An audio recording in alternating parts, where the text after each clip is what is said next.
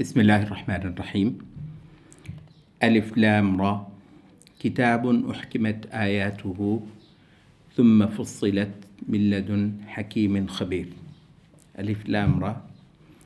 کتاب ہے آسمان سے اتری ہوئی، انسانیت کی سب سے بڑی کوئی ضرورت جو ہو سکتی ہے، وہ پیدا کیوں ہوئے، کہاں سے آئے، کہاں ان کو جانا ہے، کون لانے والا ہے، اور یہ سارا جو چند سالوں کی کہانی اس کے بعد پھر کیا ہے، یہ ساری گتھیاں سلجھانے کے لیے فلسفی، دانا، حکیم، گیانی بالکل ختم ہو گئے اس دروازے کو کھٹکھٹا کر، وہ گتھیاں جو نہیں سلجھا سکے، تو اس کے لیے ایک کتاب آتی ہے انسانوں، احکمت آیاتہ، اس کی آیتیں بہت محکم ہیں، ثم فصلت، پہلے محکم کر دی گئیں، پختہ کر دی گئیں، پھر وہ مفصل بھی کر دی گئیں، من لدن حکیم خبیر، ایک حکمت والی ہستی کی جانب سے، اور ایک خبر اور علم رکھنے والی ہستی کی جانب سے۔ آپ کو یہ احکمت آیاتہ، آپ نے ایک چیز دیکھی ہوگی، وہ یہ ہے کہ مذہبی صحیفوں کو، اگر آپ کو اتفاق ہوا ہو کہ آپ نے مذہبی صحیفے پڑھے ہوں، اچھا، اس کے اندر جو ہے وہ الجھاؤ حد سے زیادہ آپ کو نظر آئے گا، کیونکہ اصل میں خدا ایک ایسی ہستی ہے کہ اس کے حوالے سے بات کرنا یعنی بہت بڑے بڑے مضامین ہیں، اتنے بڑے مضامین ہیں، اور انسان جو ہے اس کے بارے میں بات کرنا چاہ رہا ہے، تو آپ یہ دیکھیں گے کہ کوئی مذہبی بیان جو ہے وہ الجھاؤ سے خالی نہیں ہے، اور اس کی ایک وجہ ہے، تو ایک اتنا محکم بیان خدا کے بابت، اور یہ آپ لے آئیے باقی صحیفے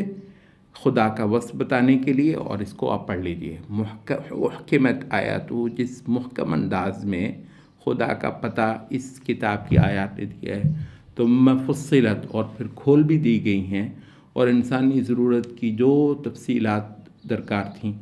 وہ اس میں یہ دی گئی ہیں۔ اللہ تعبدوا الا اللہ، سبحان اللہ، یہ مرکزی مضمون کیا ہے، اور یہ اللہ تعبدوا الا اللہ، کہ نہیں عبادت کرو مگر ایک اللہ کی۔ اچھا، وہ جو ہم نے کہا نا کہ وہ جو موازنہ ہم نے بھی تھوڑا بہت پڑھنے کی کوشش کی، یہ اہل کتاب کے جو صحیفے، امریکہ میں ہم نے رہنا تھا اور اہل کتاب لوگوں کے ساتھ پیش آنا ظاہر ضرورت تھی، تو یہ جو بائبل ہے، اولڈ ٹیسٹمنٹ، نیو ٹیسٹمنٹ، اس کو کچھ نہ کچھ جو ہے وہ ہمیں بھی دیکھنے پڑھنے کا موقع ملا، یعنی بخدا صفوں کے صفحے بھی گزر جاتے ہیں، تو وہ اتنا کچھ قصے، کہانیاں اس کے اندر ہیں کہ خدا کی مرکزیت جو ہے نا وہ بہت کم ملتی ہے، خدا کی مرکزیت۔ اچھا، یہاں کیا ہے، کوئی ایک صفحہ کھولو، صفحہ پورا پڑھنے کی بھی کیا وہ ہے، صفحے کے آدھے سے آدھا حصہ پڑھ لیں خدا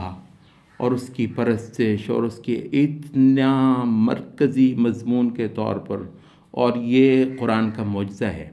کہ اس کے اندر خدا کی پرستش کروانے کی جو دعوت ہے اتنی کمپیکٹ ہو کر تو ہے جو وہ ڈالی گئی ہے، اور پھر یہ ہے کہ اصل میں خدا کی شان یہی ہے، تو کوئی صحیفے اتریں اور اس کے اندر کہانیاں کچھ اور ہوں، تو سب سے بڑے جو مضمون ہے وہ اس کتاب کا یہ ہے، اننی لکم منہ نذیر و بشیر۔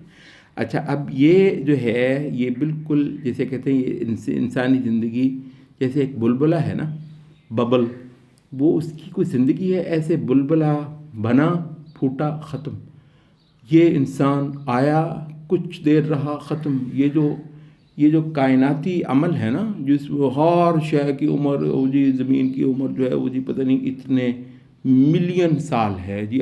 پہاڑ اتنے ملین سال کے جی، سمندر، یہ ستارے، یہ بلا، تو بھائی صاحب اس کے اندر یہ حضرت انسان، اس کی جو زندگی ہے حقیقت یہ ہے کہ یہ بلبلہ بھی نہیں ہے تو وہ یہ ہے کہ یہ آیا اور پھر یہ ختم ہو گیا. اور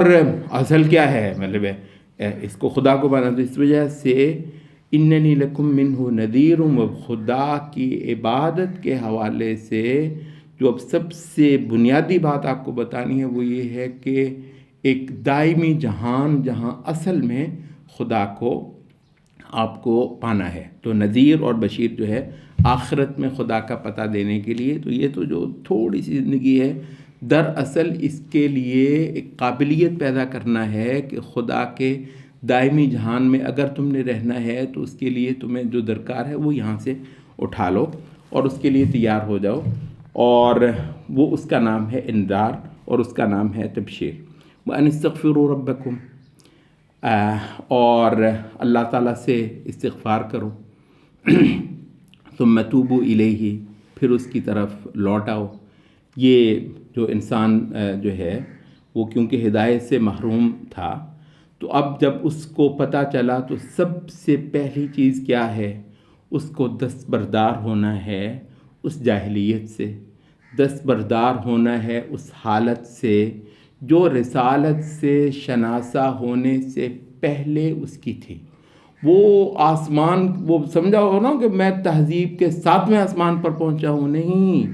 آپ اس سے تائب ہو کر، اس کو گندگی جان کر، اس کو خرابی جان کر، تو کہتے ہیں کہ یہ جو ہے نا سب سے پہلی بات یہ ہے کہ جاہلیت سے دستبردار ہونا. تو اس سے ہو کر لوٹو اپنے رب کی طرف، انبیاء کا یہ دامن تھام کر.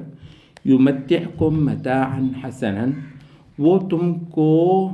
متاع دے گا، وہ تم کو ایک بہت اعلیٰ زندگی دے گا. متاعا حسنا، بہت اچھی